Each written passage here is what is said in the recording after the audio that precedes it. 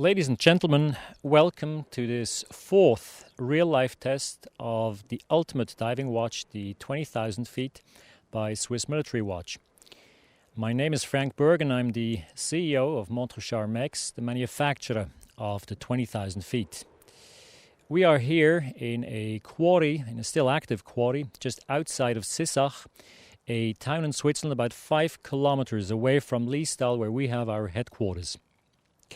On my right, you see Mr. Klossner.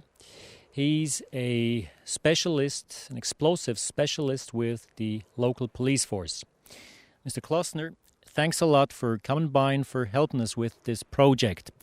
Out of curiosity, have you done anything like that before?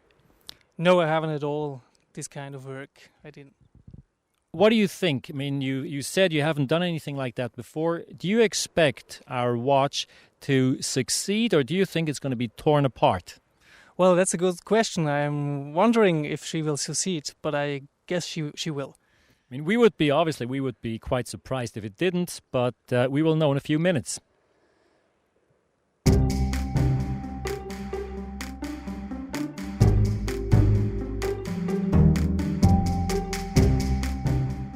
Mr. Klossner, now, just to clarify the effect that such an explosive might have.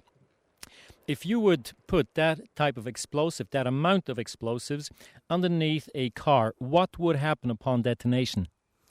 Well, you can't use the car anymore. So when you put it under the car, it will open the bottom of the car, and the gas will go inside the car, and the windows will break, and everything inside will be destroyed. Okay, so the same thing could happen to a watch, but hopefully not. I do my best, but I'm wondering. To add a bit of authenticity, we decided not only to test our timepiece, the 20,000 feet, but to test a timepiece of one of our competitors to see if both watches would be able to withstand that pressure.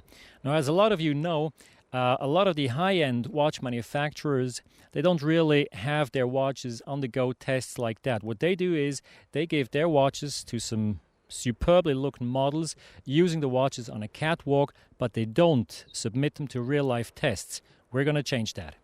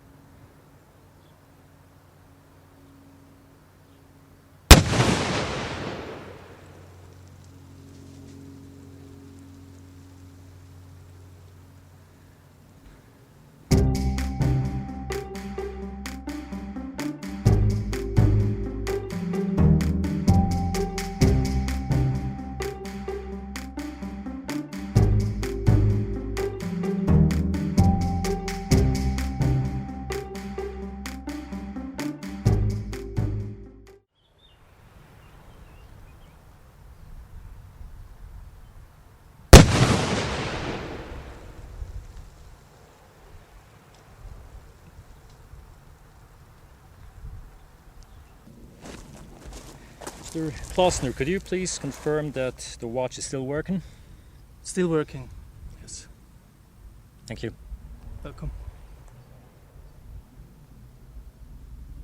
You just witnessed 2 explosions which we effected on one of our timepieces, 20,000 feet, and a timepiece of one of our competitors.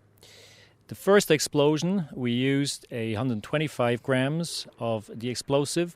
The second explosion, we used twice that amount, 250 grams.